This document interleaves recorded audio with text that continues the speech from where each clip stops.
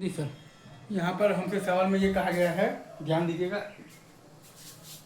ये आपका बेसिकली तो वर्टिकल तो प्लेन है, right sir, is it true?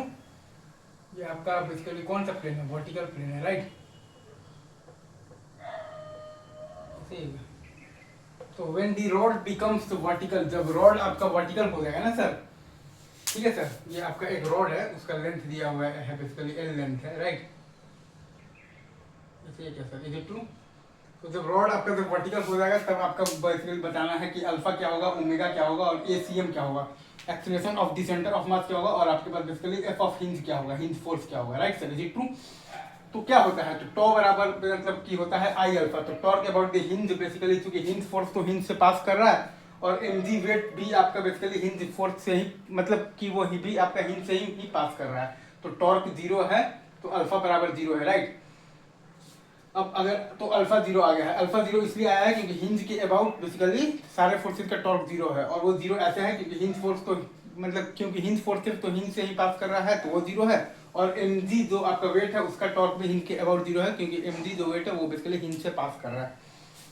Again hinge forces का टॉर्क तो हिंज के अबाउट जीरो ही होगा क्योंकि वो सब तो हिंज से पास कर रहा है, और एमजी जो वेट है उसका भी आप टॉर्क अगर देखिएगा तो हिंज के अबाउट जीरो है क्योंकि वो भी बेसिकली हिंज से पास कर रहा है, तो टॉर्क जीरो है तो अल्फा जीरो है, अल्फा जीरो है। और अगर आपको निकालना है ना बेसिकली ओमेगा, तो आपने यहाँ पर लगा दिया है वर्क एनर्जी थ्योरम लगा दिया है, तो work done by the gravitational force है आपके पास mg L/2 बराबर है आपके पास basically change in the kinetic energy, तो half into M L square by 3 into है आपके पास ओमेगा स्क्वायर, वहां से आपके पास बेसिकली ओमेगा आ गया है अंडर रूट ऑफ दी आ गया है आपके पास 3g/L आ गया है, right sir, is it true?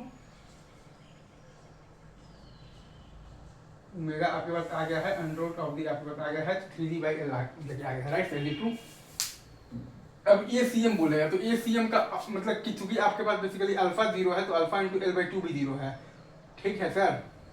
तो टेंजेंशियल एक्सीलरेशन तो आपके पास जीरो है, राइट? अल्फा जीरो है तो अल्फा इंटू L/2 भी आपके पास जीरो है यहाँ पर, तो टेंजेंशियल एक्सीलरेशन तो आपके पास जीरो है, राइट? लेकिन आपके पास जो रेडियल मतलब कि एक्सीलरेशन होता है ना ओमेगा स्क्वायर L/2, वो आपके पास है बेसिकली ऊपर की तरफ है, आप मतलब आपके पास है बेसिकली तो 3g/2 है, राइट सर? तो एसीएम भी आपके पास ऊपर की तरफ आ जाएगा 3g/2। अगेन सेंटर ऑफ मास पर अगर आप ध्यान देंगे तो टेंडेंशियल एक्सीलरेशन अल्फा L/2 बराबर जीरो है क्योंकि अल्फा बराबर जीरो है। अगेन सेंटर ऑफ मास पर अगर आप ध्यान देंगे तो जो आपके पास टेंडेंशियल एक्सीलरेशन होता है वो बेसिकली अल्फा L/2 है जो कि जीरो है क्योंकि अल्फा बराबर जीरो है, लेकिन रेडियल एक्सीलरेशन जो होता है ओमेगा स्क्वायर L/2 वो है बेसिकली बराबर क्या है आपके पास 3g/2, तो ऊपर की तरफ हुआ है, right sir, is it true? तो एसीएम आपका मतलब कि आ गया है बेसिकली तो 3g/2 आ गया है ऊपर की तरफ, राइट?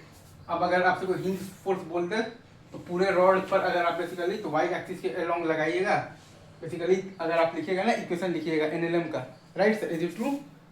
तो एनएलएम का इक्वेशन आपके पास आ जाएगा Fy माइनस mg बराबर आ जाएगा मतलब कि acceleration of the centre of mass क्या है बेसिकली तो ऊपर की तरफ है ना 3g/2, तो 3 टाइम्स mg/2, तो Fy आपके पास आ गया है 5 mg/2। अगेन आपके पास ये आया है कि Fy माइनस mg बराबर acceleration of centre of mass क्या है आपके पास 3g/2 है ऊपर की तरफ, तो 3 mg/2, तो Fy बराबर आपके पास आ गया है 5 mg/2, राइट? और Fx अगर आप देखिएगा तो चूंकि आपके पास बेसिकली अल्फा बराबर जीरो है, राइट? अल्फा L/2 बराबर आपके पास जीरो है, टेंजेंशियल एक्सीलरेशन आपके पास क्या है बेसिकली जीरो है, right sir, is it true? तो आपके पास m अल्फा L/2 बराबर आपके पास क्या होगा, जीरो होगा, मतलब कि आपके पास Fx बराबर क्या होगा आपके पास जीरो होगा, तो F हिंज आपके पास क्या आया है 5 mg/2 आया है ऊपर की तरफ, ठीक है सर? ये आप अच्छे से छाप लीजिए, एंजॉय कीजिए, चलिए sir, thank you very much, love you guys.